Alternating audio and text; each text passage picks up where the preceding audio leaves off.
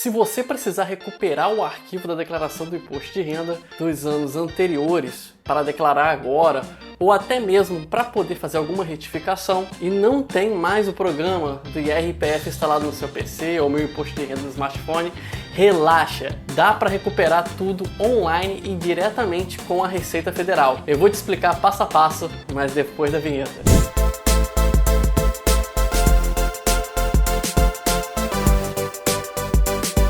Antes de mais nada, não se esqueça de curtir esse vídeo, compartilhar com os amigos e as amigas. E se me der essa honra, essa alegria, essa felicidade, se inscrevendo no meu canal. Seu comentário também me ajuda demais. Primeiro, você deve acessar o ECAC, que é o portal da Receita Federal para solicitar diversos serviços, incluindo a declaração do imposto de renda.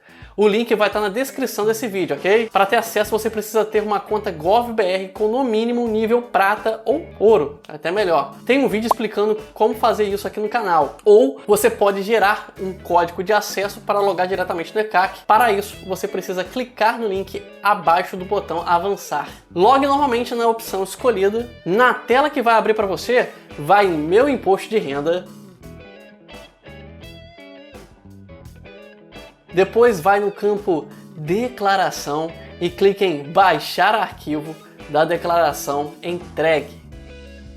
Clique no ano que você precisa recuperar, vai abrir uma janela solicitando download de um arquivo .dec. Baixe esse arquivinho aí onde você quiser no seu computador, esse é o arquivo do seu imposto de renda.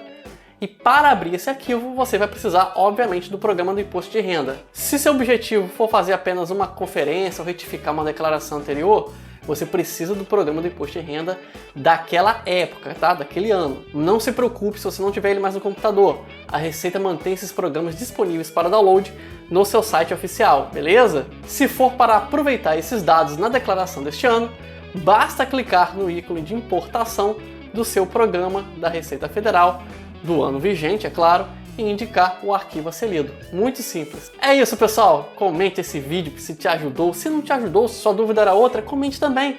Quem sabe eu não possa te ajudar ou outra pessoa. De repente vira até aí um novo vídeo no canal, ok? Eu vou ficando por aqui. Meu nome é Elias Ribeiro. Tem recomendações ao fim desse vídeo. Um grande abraço.